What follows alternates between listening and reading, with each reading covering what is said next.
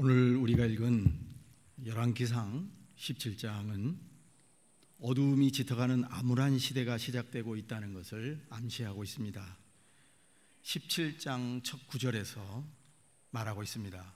길르앗에 우거하는 자 중에 디셉 사람 엘리야가 아합에게 말하되 내가 섬기는 이스라엘 하나님 여호와께서 살아계심을 두고 맹세하노니 내 말이 없으면 수년 동안 비도 이슬도 있지 아니하리라 하니라. 엘리야는 거의 평생 동안 어떤 선지자와 필적할 수 없을 정도로 가장 탁월하게 하나님의 능력과 권능, 기적의 역사를 힘있게 보여주었던 선지자였습니다. 사르밧 과부의 죽은 아이를 살려냈고 갈멜산에서 바알 선지자 450명과 대결하여 하나님의 살아계심을 보여주고 승리하였고 죽음을 보지 않고 하늘로 승천하였다고 기록될 정도로 영적 권위와 능력이 특출한 선지자였습니다. 그런데 이스라엘의 영적 아버지라 불리웠던 엘리야가 하나님의 선지자로 부르심을 받아 했던 첫 번째 그의 사역은 기근을 예고하는 것이었습니다. 그 시대에 하나님의 백성들에게 희망과 비전을 주었던 것이 아니었습니다. 엘리야는 처음 하나님의 말씀을 대신 전했던 내용은 앞으로 온 땅에 극심한 기근이 있을 것이라는 불행한 예고였습니다. 그래서 열왕기상 17장 1절에 이렇게 말합니다. 내가 섬기는 이스라엘 하나님 여호와께서 살아계심을 두고 맹세하노니 내 말이 없으면 수년 동안 비도 이슬도 있지 아니하리라 하니라. 내 말이 없으면, 하나님의 말씀이 없으면 수년 동안 비도 내리지 않을 것이고 이슬도 있지 않을 것이다. 비는 메마른 대지를 촉촉히 적시면서 풍요한 소출과 결실을 맺게 합니다. 그러나 그 비가 한두 해가 아니라 수년 동안 내리지 않는다면, 그것도 기온이 내려가는 밤중에 풀잎을 물기로 연그러나게 하는 이슬조차도 내리지 않을 정도가 된다면 이것은 앞으로 그 시대의 백성들에게 미칠 고난의 정도가 얼마나 극심한 것인지, 그리고 그들의 시대의 삶의 상태가 얼마나 팍팍하게 메말라가고 야위어가고 앙상하게 남아가게 될 것인지 그 황폐함을 말해주고 있습니다. 비도 내리지 않을 뿐 아니라 이슬도 내리지 않을 것이라는 이 예고는 가장 극심한 기근이 엄습할 것이라는 말입니다. 대지는 물을 머금고 있을 때 풍성함으로 보답합니다. 우리 인체마저도 적당한 보습이 유지되어야 피부는 아름다움을 유지합니다. 그러나 비도 이슬도 내리지 않는 상황은 삶의 형편이 매우 곤고하고 피폐하게 될 것이라는 예고입니다. 이상하지 않습니까? 엘리야 같은 위대한 영적 지도자가 왔는데 왜 이런 불길한 재난이 불어닥치는 것입니까? 하나님은 왜 뛰어난 영적인 권능을 소유한 엘리야를 통해 알려진 소식이 복된 소식이 아니라 극심한 기근이 임할 것이라는 흉흉한 소식입니까? 우리는 그렇게 생각하지요. 신앙이 좋은 사람에게는 좋은 일만 일어나야 한다. 주님의 복된 사역자가 지나가는 자리는 항상 축복이 따른다. 이렇게 생각합니다만 꼭 그렇지 않습니다. 저는 오늘 이 본문 뒤쪽에 가보면 사브랏 이 과부가 한 그 이야기 참 인상이 깊습니다. 선지자여, 왜 당신은 나에게 와가지고 내 조용한 이 삶을 흔들어 깨우냐고, 나를 왜 이렇게 힘들게 하냐고, 당신이 왜 내 삶에 개입해서 나를 힘들게 만드는 것입니까? 엘리야가 들어오고 나서 그 과부의 그 삶이 굉장히 어려워졌습니다. 여러분, 지금 왜 이스라엘 백성들이 기근의 고통을 겪어야 하나요? 왜 갑자기 기근의 재앙이 모든 이스라엘 사람들에게 덮쳤지요? 그런데 이 기근은 기근이 있을 것이라고 예고한 엘리야에게도 엄습했다는 것입니다.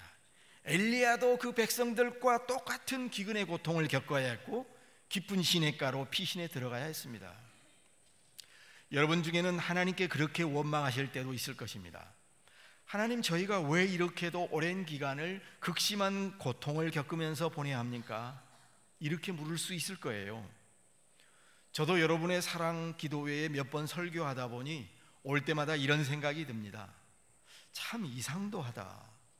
이분들이 옛날 같으면 누구 하나 남부러울 것이 없는 교회에서 행복하게 신앙생활할 분들인데, 이 강남 한복판에서 대한민국 어느 교회 못지않게 자부심을 갖고 신앙생활을 할 수 있는 그런 성도들이 모였는데, 왜 무엇 때문에 이 개고생을 하면서 이리도 오랫동안 신앙의 싸움을 쌓여와야지. 매번 올 때마다 그런 생각이 듭니다. 제가 처음 마당기도에 와서 성가대의 찬양을 이렇게 들었을 때 성가대 속에 계신 분들의 얼굴이 너무나 침울해 있다고 생각을 했습니다. 왜 저렇게도 슬픈 얼굴로 찬양을 할까? 내가 그때 느끼기에는 어쩌면 저렇게도 얼굴은 근심이 가득한 사람처럼 저렇게 찬송을 부를까? 여러분, 오늘 또 화면을 보셨지요? 아주 확 피어난 얼굴은 아니에요. 제가 이걸 확인을 했어요. 그럼 여러분 중에 그럴 거예요. 그럼 우리가 지금 웃고 있겠냐고. 이제 조금씩 익숙해졌습니다. 아, 그렇지. 여기는 지금 그렇겠지. 한때 여러분들은 주일 예배가 마치고 나면 대한민국에서 가장 아름다운 자부심을 가져도 좋을 교회에서 그런 목회자의 지도를 받으면서 신앙생활을 하셨겠지요. 한때 여러분들은 주일 예배를 마치고 교회의 마당으로 올라가면 거기서 성도들과 기쁜 얼굴로 인사하면서 안부를 묻고 그렇게 행복한 교회 생활을 했겠지요. 그러나 지금은 무엇입니까? 정말 이 긴 기근의 시간이 언제 끝날지 모르는 막연한 시간을 견디며 보내고 있습니다. 언제 우리들의 신앙생활의 여정에 단비가 내리는 그 시간이 올 것인가, 이런 시간을 보내고 있지 않습니까? 여러분 가운데 이런 질문을 우리 같이 아마 늘 매번 할 것입니다. 왜 우리는 지금 이 기나긴 기근의 때를 보내야만 하는 것일까? 도대체 무슨 이유로, 누구 때문에 갑자기 우리의 영적인 삶에 단비가 내리기는커녕 메마른 시간을 보여야 하는 것일까? 도대체 왜? 지금 여러분들은 주님의 영광스러운 교회가 아니라 대한민국에서 인터넷 검색어 1위에도 종종 올라가는 부끄러운 교회를 상징하는 교인이 되고 있음을 늘 생각을 하셔야 됩니다. 가장 논란이 되는 교회의 교인으로 주목받고 있고 가장 처참한 교회의 상황 한복판에서 지금 살고 계시다고 하는 것입니다. 그런데 그 이유는 무엇 때문입니까? 아마 여러분은 바로 그 사람이라고 하겠지요. 그러나 그것은 어느 정도 맞지만 또 꼭 그렇지만은 않습니다. 오늘 본문으로 다시 돌아간다면 엘리야 시대에 불어닥친 이 기근의 원인은 그 시대의 통치자였던 아합의 죄 때문이었다고 연관을 가질 수는 있지만 성경 본문은 꼭 집어서 이것이 아합의 죄악 때문에 내려진 기근이다라고 명시적으로 말하고 있지 않습니다. 우리 성도들은 어떤 불행이 나에게 찾아오는 이유는 내가 혹은 그 누가 하나님 보시기에 큰 죄를 지었기 때문이라고 생각합니다. 그래서 우리에게 찾아오는 불행을 하나님이 나에게 주시는 형벌이라고 받아들입니다.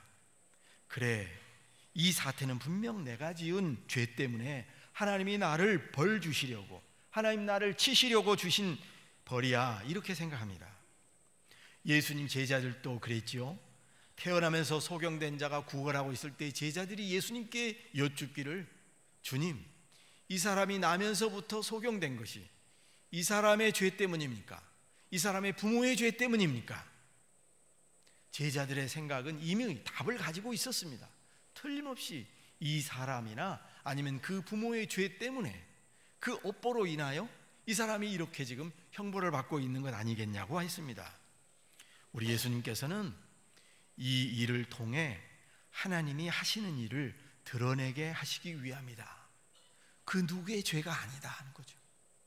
그 누구의 죄 때문에 생겨진 일이 아니고 앞으로 하나님이 이 사람을 통해서 하시고자 하는 어떤 그 미래의 영광을 내다보시면서 예수님은 이 그 사람의 불행을 적극적으로 해석을 하셨습니다.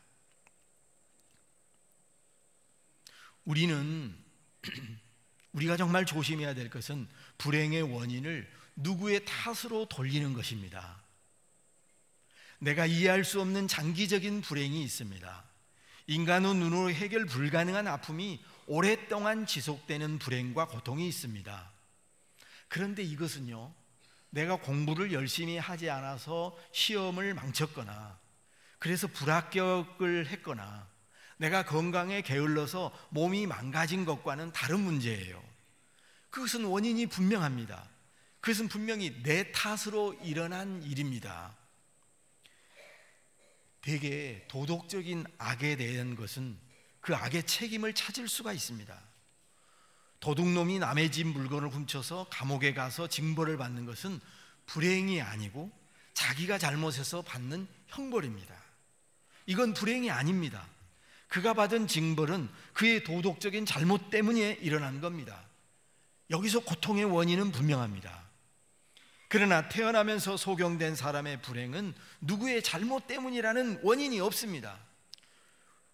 그러나 우리는 고통의 원인을 꼭 누구에게 전가하는 버릇이 있습니다. 그리고 그를 생매장합니다.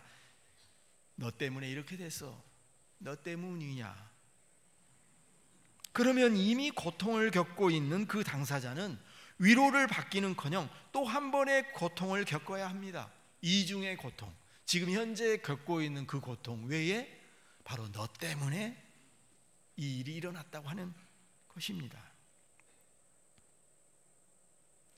그렇지 않아도 장애로 해결되지 않는 병으로 고통을 겪고 있는데 그 이유가 너에게 뭔가 하나님께 죄 지은 것이 있어서 그러지 않겠냐? 뭔가 너의 어떤 문제가 있지 않기 때문 아니겠느냐 하면서 또 한 번 고통을 가중시키는 것입니다. 엘리야 시대의 개막과 함께 온 땅에 기근이 임할 것이라는 이 고난은 딱히 누구의 탓 때문에 발생한 것이라고 지목하지 않습니다. 물론 우리가 열왕기상 전체를 읽어보면 이스라엘 왕들의 악행으로 하나님의 심판이 찾아왔다고 하는 말씀들은 누누이 여러 곳에서 발견됩니다. 그런데 기근은 어떤 이유가 딱히 없습니다. 아브라함 시대에도 기근이 찾아옵니다. 요셉 시대에도 기근이 7년 흉년이 찾아옵니다. 이 기근은 여러분 어떤 것이죠? 자연적인 악이지요. 자연적인 악입니다. 기근은 좋은 것이 아니지요. 나쁜 것입니다. 선한 것이 아닙니다. 그래서 악입니다. 그런데 이 악은 도덕적인 악이 아니라 자연적인 악입니다. 기근이나 지진이나 이해할 수 없는 어떤 천재지변과 같은 것은 자연적인 악입니다. 이 기근이라는 불행, 그래서 가중되는 이 고통은 누구 때문입니까? 아합의 악 때문입니까?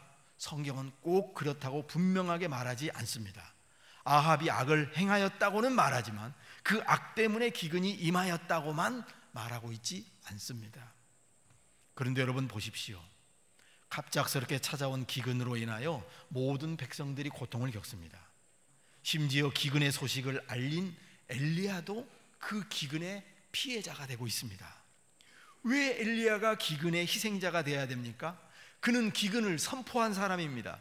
그러나 기근을 선포한 당사자인 엘리야마저도 이 기근의 때를 면하지 못하고 피신에 들어갑니다. 엘리야는 기근을 맞이할 아무런 잘못이 없는 사람입니다. 그런데도 기근의 피해자로 살아야 됩니다. 사렙다 과부와 그 가족은 기근을 초래할 만한 무슨 환경 파괴를 저지른 적이 없습니다. 그런데도 과부와 그의 아들은 이스라엘 지역을 넘어서 이방 지역까지 미친 광범위한 기근의 극심한 피해를 고스란히 입고 있습니다. 그 여파로 인해 그 가정은 오늘 내일 죽기만을 기다리는 고난 속에 있습니다. 왜 그들까지도 고난의 우산이 두려워져야만 합니까? 이 기근이 주는 고통은 무차별적입니다.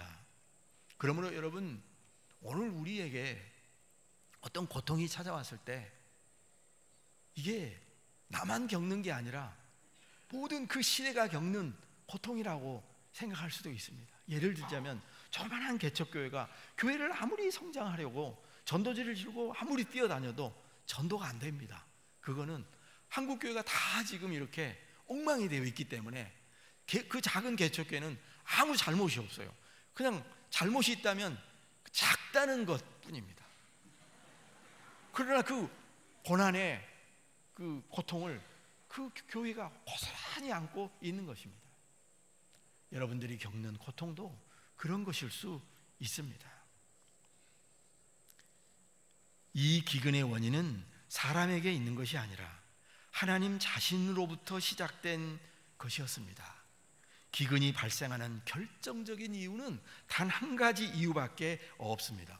우리가 아무리 본문을 잘 살펴보아도 기근의 원인을 사람에게서 찾기가 어렵습니다. 기근을 주시는 분은 하나님이셨습니다. 오늘 읽은 성경 본문을 잘 보면 아주 반복해서 등장하고 있는 구절이 있는데, 그것은 여호와의 말씀이 임하여 이르시되 라고 하는 말씀입니다. 오늘 읽은 성경 여기서 1절을 보면 이렇게 돼 있잖아요. 내 말이 없으면 비도 이슬도 내리지 않겠다. 여기서 내 말은 엘리야의 말이 아니고요, 여호와 하나님의 말입니다. 여호와의 말이 다시 있을 때까지 이 기근은 계속된다는 것입니다. 여호와의 말씀이 떨어지면 기근은 계속될 수도 있고 멈출 수도 있다는 것입니다.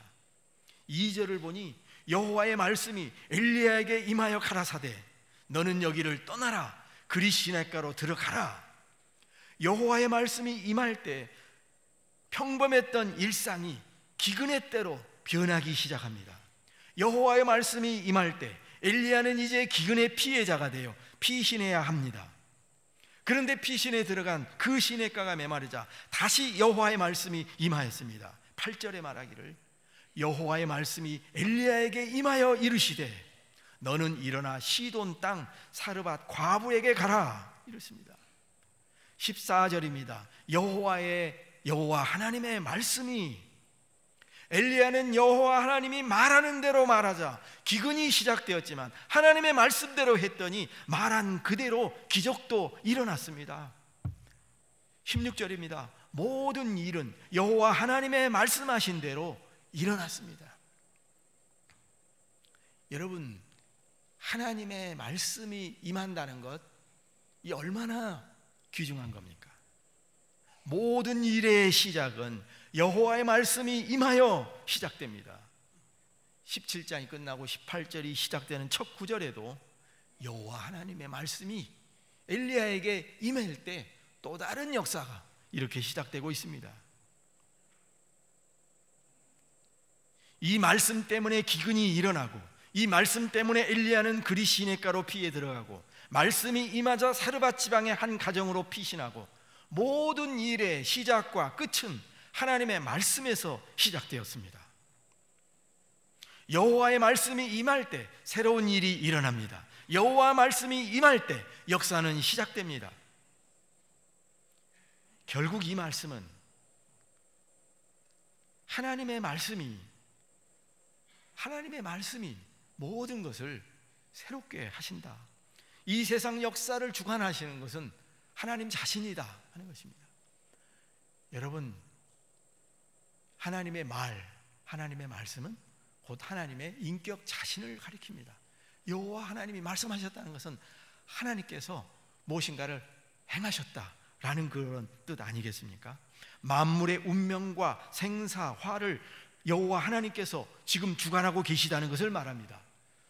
무슨 일이 일어날 때 여호와 하나님의 말씀이 임하였다, 무슨 일이 시작될 때 여호와 하나님의 말씀이 임하였을 때, 주의 말씀이 임할 때 새로운 역사는 시작됩니다. 주의 말씀이 임할 때 엘리야가 사역을 시작합니다. 주의 말씀이 임할 때 기근이 옵니다. 말씀이 임할 때 기근이 그치기도 합니다. 역사의 모든 움직임이 하나님의 말씀에서 시작되고 말씀대로 움직인다는 것을 보여주고 있습니다. 그러니까 하나님의 말씀이 역사를 움직인다라고 하는 것입니다. 우리는 엘리야가 하나님의 말씀을 백성들에게 선포해야 되잖아요. 여러분, 기근이 시작됩니다. 백성들에게 선포해야 되는데 아합 왕에게 가서 알리는 것을 보게 됩니다. 또 비가 내리는 비 소식도 아합에게 가서 비가 곧 내리니 채비를 차리십시오. 이상하지 않습니까? 왜 기근과 비 소식을 왕에게 알립니까? 자, 여기서 이 세상 역사를 누가 주관하시느냐? 역사는 당신의 권세를 내로 움직여지는 게 아니다. 하나님이 역사의 주권자이시다. 이것을 보여주려고 하는 것이죠. 당신이 세상을 통치하고 호령하고 있는 것 같지만 온 세상을 통치하시는 하나님이 또 계시다고 하는 겁니다. 하나님은 그의 전체 역사를 주도하시기 때문에 기근을 일으키셔서 모든 사람들로 하여금 하나님을 앙망하게 만드셨습니다. 기근이 임하면 굶어 죽는 사람들이 많이 발생할 것입니다. 성경이 말하고 있지 않아서 그렇지 이 기근 때문에 짐승들도 많이 죽었을 거예요. 무수히 많은 어린 생명들이 목숨을 많이 잃었을 거예요. 그런데 어쩔 수 없는 것은 이것이 지금 하나님의 거대한 역사의 수레바퀴가 천천히 움직이기 시작하고 있다는 신호였습니다. 성경은 이상하게 그 하나님의 역사의 수레바퀴가 기근을 통해서 움직여질 때 일어나는 짐승들이 죽어가는 소리나 아이들이 먹을 것이 없어서 죽어가는 것에 대해서 주목하고 있지 않아요. 하나님은 지금 역사의 새로운 모멘텀을 가동하기 시작하셨다는 것입니다. 이 역사의 새로운 수레바퀴를 엘리야를 통해서 돌리고 계십니다. 그것은 기근이라는 사건을 통해서 일어납니다. 그래서 오늘 본문을 읽을 때 기근이 주는 고통의 이유를 생략한 채 나중에 까마귀를 먹여서 주시고 그리고 사르밧 과부의 밀가루에 통과 기름이 떨어지지 않는 거기에만 콩고물에만 이렇게 관심이 있어서는 안 된다는 것이죠. 그러므로 여기서 우리에게 필요한 것은 생각해야 될 것은 구원신앙이 아니라 역사신앙이라고 하는 것입니다. 구원신앙은 뭘까요? 예수 믿고 교회 다니고 예수 믿는 그 믿음 가지고 죄 용서받고 내 영혼이 구원받고 죽어서 천국 가는 그런 신앙이지요. 이런 신앙을 구원신앙이라고 합니다. 신앙의 목적과 목표를 내가 죄 용서받아서 거듭나서 영생을 얻는 것에 초점을 둡니다. 그러나 기독교 신앙은 역사신앙이 필요합니다. 역사신앙이란 신앙을 역사라는 큰 틀에서 바라보는 관점입니다. 하나님께서는 나 한 사람 구원받게 하려고 예수님을 보낸 것이 아니에요. 이 인류 역사 전체를 그가 창조하신 창조의 계획을 완성하시기 위함입니다. 그래서 하나님은 역사에 개입하시고 역사의 수레바퀴를 돌리십니다. 어쩌면 지금 여러분의 교회의 사태는 하나님께서 한국교회의 새로운 역사를 세워나가기 위한 큰 진통입니다. 이런 생각이 듭니다. 지나간 한국교회의 역사는 이 땅에 교회를 성장시키는 것이었고 잃어버린 영혼들을 교회로 불러오는 것이었다면 지금 진행되는 일들을 보면 하나님이 그것을 다 허무시고 새로운 교회의 터를 세우시는 작업이 아닌가 하는 것입니다. 하나님께서는 지난날에 우리 교회의 영광을 다 잊게 만드시는 것 같아요. 아니 잊을 정도가 아니라 그것을 기억조차 하지 말 정도로 정나미를 떨어지게 하는 것 같아요. 그래서 그 지난날의 그 영광스러운 교회의 상태로부터 엑소도스를 해서 새로운 미래의 교회의 역사로 나아가게 하시는 것이 아닌가 이런 생각이 듭니다. 우리는 나 하나 예수 믿고 나 하나 축복받는 구원신앙을 넘어서서 역사 속에서 일하시는 하나님의 행하심을 주목하면서 믿음으로 살아가야 하겠습니다. 비록 지금 그 과정 속에서 여러분들이 고통을 겪고 있지만 그 기나긴 고통의 터널의 끝은 한국교회를 향한 하나님의 새로운 어떤 섭리적 그 관점을 가지고 이 시간을 지나가야 되지 않을까 이렇게 생각이 됩니다. 오늘 이 설교를 하지 않을 수가 없지요. 지난 며칠 전에 남북 정상회담이 열리지 않았습니까? 제가 그래서 우리들이 이번 주일날 목사님들이 설교 제목 바꾸는 분들 참 많았겠다.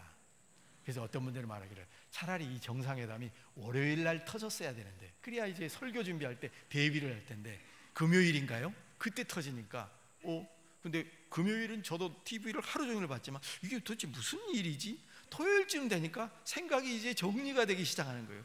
그럼 벌써 설교를 다 바꿔야죠. 저는 바꾸지를 않았습니다. 조금 집어넣습니다. 어떤 분들이 그럴 거예요. 그 남북 대화하는 거하고 내가 천국 가는 거하고 뭔 상관이 있다는 거냐? 여러분, 우리 민족의 새로운 역사에 엄청난 전환기가 찾아오고 있는 것은 분명한 것 같아요. 남과 북이 분단의 상징인 판문점에서 두 정상이 우리가 참 이상한 모습으로 봤던, 저 사람 그 이상한 사람 아니야? 이렇게 생각했던 그 사람을 너무 가까이 이렇게 만나고 있었습니다. 그리고 그 두 사람은 진지하게 오솔길을 걸으면서 대화를 이어갔습니다. 명장면이었습니다. 그 두 정상이 걷고 있던 사방은 아직도 지뢰가 천지에 깔려 있고 총으로 포탄으로 중무장 그런 곳이었습니다. 그러나 두 정상은 그곳을 너무나도 평화롭게 걸어가 다녔고 깊은 대화를 나눌 때 들려오는 것은 새소리뿐이었습니다. 이거 정말 누가 연출할래야 연출할 수 없는 것 아닙니까? 그 화면 자체가 바로 역사였습니다. 지금 이 한반도의 새로운 역사의 진전이 찾아오고 있습니다.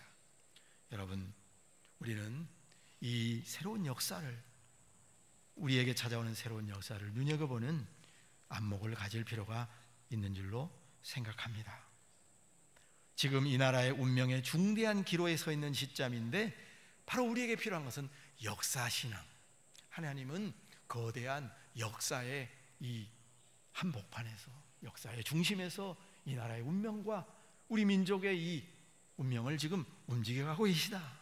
그리고 우리는 그 한복판에 서 있다라고 하는 것입니다. 오늘 성경도 그렇습니다. 하나님께서 엘리야 선지자를 통해서 역사의 수레바퀴를 움직이기 시작합니다. 그러나 그것은 좋은 방식이 아니었고 기근이라는 자연적인 악을 통해서 하시는 겁니다. 기근의 시대 속을 살아가는 그 사람들에게는 치명적인 악이었습니다. 그러나 하나님은 그 악을 사용하십니다. 기근이라는 자연적 악을 도구를 삼아 하나님을 모르는 이방인들에게 그의 돌보심과 살아계심을 선교하시려는 뜻이 있었습니다. 여러분, 결국 이 기근을 통해서 보여주시려고 하는 메시지가 무엇이었겠습니까? 기근이 아니었다면 엘리야는 사르밧 지방으로 갈 이유가 없었을 것이에요. 가뭄이 불어닥쳐서 그 과부를 만났고 그 과부에게 복음을 전했습니다. 여호와 하나님이 참되신 하나님이라는 것을 보여준 것이에요. 그래서 기근이 찾아온 이유는 잃어버린 이방 여인의 입에서 내가 이제야 당신은 하나님의 사람이요 당신의 입에 있는 여호와의 말씀이 진실한 줄 아노라, 바로 이런 신앙 고백을 말하게 하시려는 것이었습니다. 겨우 그거예요.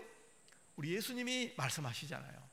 그 많은 사람들이 했는데 유독 그 사람들이 눈여겨보지 않는 사르밧 지방의 과부에게로 하나님은 보내셨다. 복음 전파, 하나님을 증거하기 위해서 하나님은 기근을 일으키시고 보내셨습니다.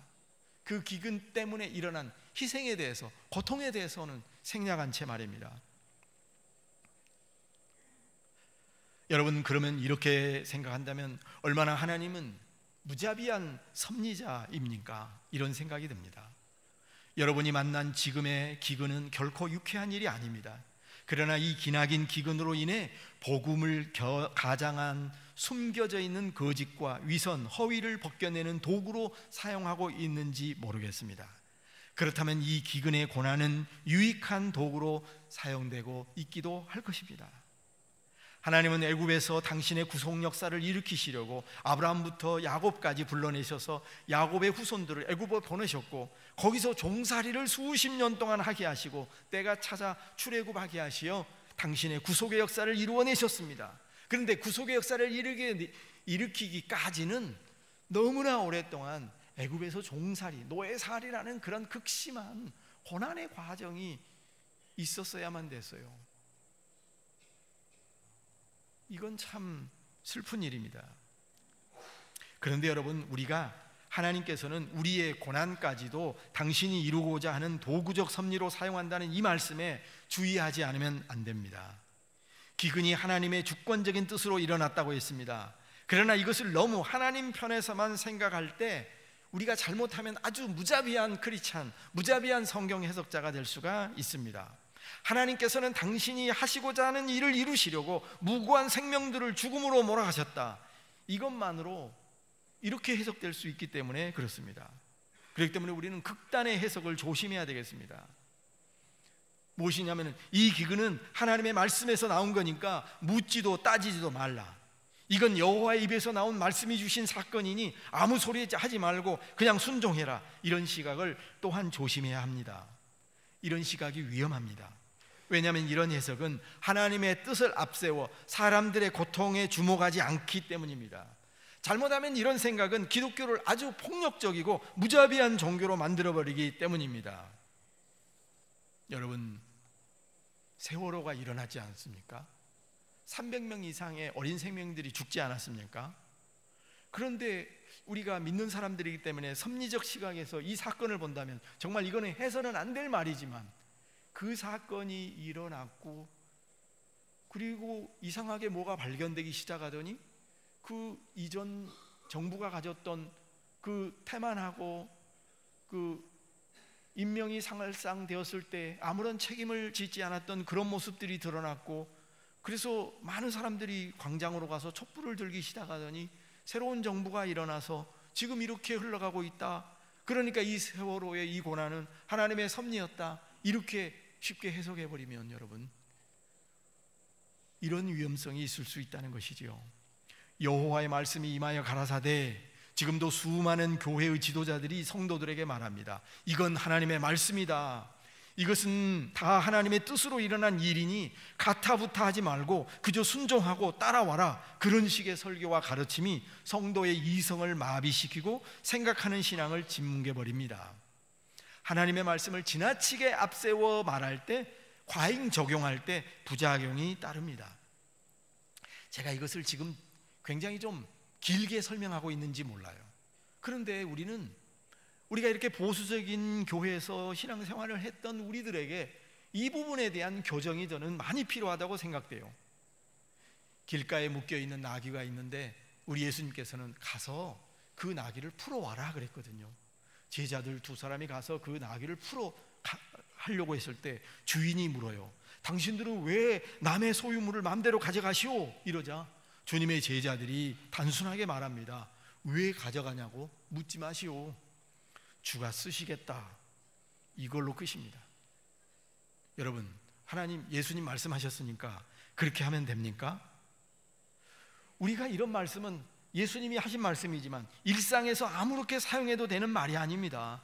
그것은 특수한 상황에서 예수님께서 특별한 명령으로 주어진 것입니다. 주가 쓰시겠다 하라. 이것을 하나님의 말씀이라 하면서 잘못 적용하면 우리는 공공의 물건을 도둑질하는 자들이 됩니다. 여러분, 우리가 하나님의 말씀이 임할 때 우리는 철저한 순종이 필요합니다마는 또한 우리는 그 말씀이 우리가 살아가는 현실에 적실한지 곰곰이 따지고 성찰하는 신앙이 필요합니다.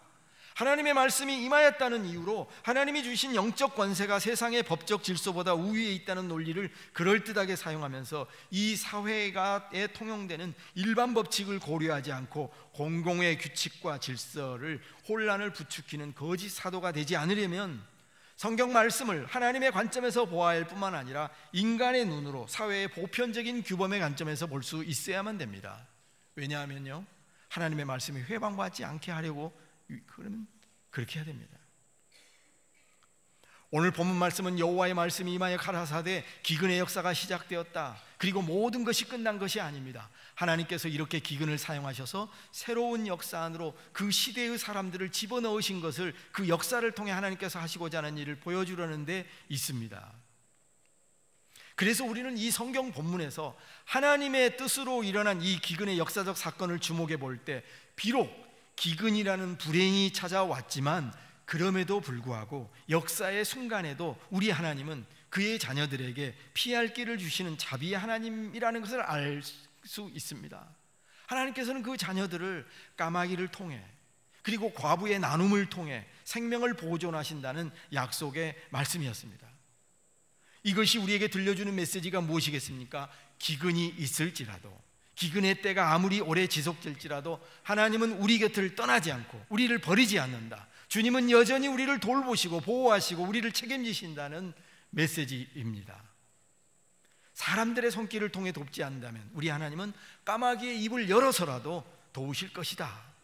그리고 어떤 풍족하게 가진 어떤 사람들이 아니라 자기 이제 먹을 것도 없는 그 마지막 남은 것을 털어내서라도 그의 백성을 먹이신다고 하는 그런 것입니다. 이제 이 기근에 대해서 조금 더 생각해 보겠습니다. 기근은 일상에서 시작된다 하는 것입니다. 기근이 일어나자 하나님께서는 엘리야에게 그리 시냇가로 들어가라고 했습니다. 왜 시냇가로 들어가라죠? 거기 가야 물이 있으니까요. 그렇습니다. 하나님께서는 처음부터 엘리야에게 기적을 왕창 보여주지 않았어요. 엘리야에게 먼저 기근을 피하라고 명령하셨습니다. 여러분, 누구나 기근이 오면 그렇게 하는 것처럼 깊은 시냇가로 몸을 피신하라고 한 것뿐입니다. 기근이 오면 몸을 피하는 것, 이것이 바로 우리가 해야 될 일상적인 방법입니다. 기적이 있는 곳에 항상 비상식과 열광적인 황홀경만이 있어야 하는 것이 아닙니다. 하나님은 우리가 문제에 봉착했을 때 먼저 우리가 할 수 있는 일반적인 방식을 사용하시도록 하는 것을 알 수 있습니다. 돈이 궁핍할 때는 위로부터 주시는 엘리야의 까마귀를 마냥 기다릴 것이 아니지요. 몸을 움직여서 좀 더 일을 해서 돈을 벌어야 됩니다. 쓸데없는 지출을 줄이면서 전략하며 생활해야 됩니다. 엘리야의 까마귀를 처음부터 기다리는 행동은 하나님 보시기에 태만이고 하나님을 기만하는 행동입니다. 여러분, 이 그림이 이렇습니다. 기근이 시작되자 하나님은 엘리야에게 그리 시냇가로 들어가라 그랬습니다. 그 말씀의 뜻은 꼭 거기에 까마귀가 예비되어 있기 때문만이 아니었어요. 시냇가에 들어가면 뭐가 있죠? 물이 아직 있잖아요. 그러니까 당연한 말씀을 하신 겁니다. 거기 가면 가뭄으로 인해 뜨거운 열기를 막을 수 있고 물이 아직 흐르고 있어서 그렇습니다. 우리에게 기근이 일어나면 먼저는 몸을 피해야 됩니다. 몸을 피하는 것은 비겁한 행동이 아니라 위기의 때에 나를 보존하는 당연한 선택입니다. 하나님도 엘리야에게 기근이 시작되어 물이 말라지고 없어지는 상황이 될 때 물 근원이 마르지 않는 곳으로 들어가서 내 몸을 우선 피해라, 그리고 때를 기다리라는 말씀이었습니다. 하나님의 기적은 처음에는 그저 일상적인 선택에서 시작됩니다. 그런데 그것은 아무것도 아니었지만 거기서 까마귀가 나타나고 고기가 공급되는 그런 역사가 일어나는 것입니다. 이제 조금 지나가면 이 기근의 때에 하나님은 누구를 사용하십니까? 힘 있는 권세자들을 사용하는 게 아니라 까마귀와 과부와 같은 미천한 존재들을 통해서 하나님이 역사하신다. 까마귀가 엘리야의 선지자를 먹여 살립니다. 호랑이나 사자가 아니었습니다. 작은 짐승을 통해서 먹이셨습니다. 과부의 가정이 도왔습니다. 하나님은 부와 권세 있는 자를 하나님이 사용하지 않으셨습니다. 여러분, 까마귀와 과부는 도울 능력이 있는 존재와 동떨어져 있는 것들이잖아요. 까마귀와 과부는 하나님의 전능하심의 도구로 사용하기에는 너무 어울리지 않는 존재들이지요. 그것들이 우리에게 무슨 도움을 줄 수 있단 말입니까? 그러나 하나님은 도울 능력이 없는 것들로부터 큰 일을 역사하게 하셨습니다. 까마귀를 생각하시죠. 우리가 많이 들었던 말씀 아닙니까? 내가 까마귀들에게 명하여 거기서 너를 먹이리라 그랬습니다. 까마귀는 유별난 짐승이 아닙니다. 사람들이 귀하게 보는 그런 새가 아닌 것 같아요. 이 까마귀들은 사람이 훈련을 잘 시켜서 준비시킨 그런 짐승이 아니었어요. 저 먹고 싶은 것 먹고 분별력도 별로 없는 그냥 동물적인 본능에 따라 움직이고 활동하는 짐승입니다. 그런데 그들이 고기를 공수해 주었습니다. 특별히 까마귀는 먹는 욕심이 많다고 합니다. 그런데 그가 자기 먹을 것을 토해내다니 얼마나 놀라운 일입니까? 그 과부는 어떤 사람입니까? 약자 중에 약자, 남편이 없는, 남의 도움을 의지하며 살아가야 될 그런 사람을 하나님께서는 하필 그 사람을 세워서 그를 영적으로 출중한 엘리야에게 보냈다고 하는 것입니다. 여러분, 이 과부와 엘리야의 상면, 이 만남 어울리지 않는 조합이에요. 어울리지 않지 않습니까? 사랑방 손님도 아니고 말이죠. 그러나 전혀 말이 안 되는 이런 가정을 통해서 하나님의 놀라운 역사가 끝없이 일어났다는 것, 이것이 하나님께서 하시는 일이었습니다. 오늘 이제 말씀을 정리하려고 합니다. 엘리야의 가뭄은 왜 일어났습니까? 다시 원점으로 돌아간다면 하나님께서 이방 세계와 이방 땅에서 하나님의 살아계심을 증거하기 위함이었습니다. 이 세상은 아합 왕이 통치하는 것이 아니라 하나님께서 그의 말씀으로 다스린다는 것을 보여주셨습니다. 이 세상의 모든 역사는 참되시고 살아계신 하나님의 주권에 달려있음을 선포하기 위해서, 그것을 증거하기 위해서, 또 그리고 저 복음이 들을 수 없는 저 구석진 이방 땅 사르밧 과부와 같은 가장 낮은 주변에 살고 있는 그 사람에게 하나님의 복된 소식이 증거되기 하기 위해서 그렇게 하셨다고 하는 것입니다. 엘리야는 결국 사르밧 과부의 가정에 선교사로 들어간 것입니다. 이 본문의 마지막 뒤쪽에 있는 말씀, 내가 이제야 당신은 하나님의 사람이시오 당신의 입에 있는 여호와의 말씀이 진실한 줄 아노라. 이 신앙 고백을 끌어내기 위해서 하나님께서 이러저런 역사를 하셨습니다. 왜 가뭄을 주셨을까요? 하나님의 일하심을 보여주시기 위해서 그랬습니다. 여러분, 가뭄의 시간에 사람들은 하나님을 앙망하고 하나님을 기다릴 것입니다. 바로 하나님의 일하심, 하나님의 역사하심, 하나님은 이렇게 역사하시구나 라는 것을 우리에게 보여주기 위함이었습니다. 여러분도 마찬가지지만 저의 인생에도 긴 기근의 때가 있었습니다. 고난의 그 기근의 터널 가운데 있을 때는 그 이유를 몰랐습니다. 나중에 돌이켜보니까 결과적인 선이었습니다. 요셉의 고백처럼 형제들이 그를 고통을 가했을 때 당신들은 나에게 악을 행하였으나 하나님은 그걸 선으로 바꾸셨다. 결과적인 선을 하나님께 형제들 앞에서 고백한 것입니다. 성도 여러분, 이 기근의 때를 지나가시는 때에 하나님의 행하심에 민감성을 가지고 하나님의 때를 기다리고 결과적인 선을 기다리며 살아가시는 여러분 되시기를 주님의 이름으로 축원합니다. 하나님 아버지, 오늘 우리들에게 임하여 있는 많은 어려움과 불행과 고통의 그 이유를 우리는 알 수 없습니다. 우리는 그것을 해석하기가 참 어렵습니다. 그것은 우리의 생각과 우리의 모든 것이 유한하기 때문입니다. 당신의 선하심, 결과적 선을 바라볼 수 있는 해안을 저희에게 허락하여 주시고 지금 현재 당면에 있는 고통을 묵묵히 견디며 여호와의 말씀을 붙들고 살아가는 저희들이 되게 하여 주시옵소서. 예수님의 이름으로 기도드리옵나이다. 아멘.